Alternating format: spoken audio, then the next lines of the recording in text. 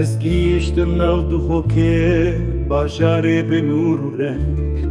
Bi govem du şahî xemihiye ev cihê şeng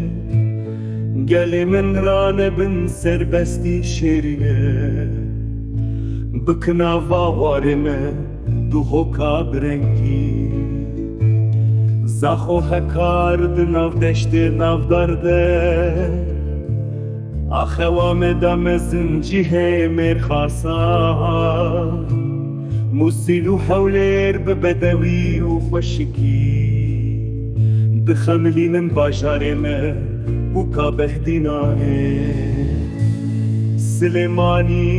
û Kerkûka dîrokî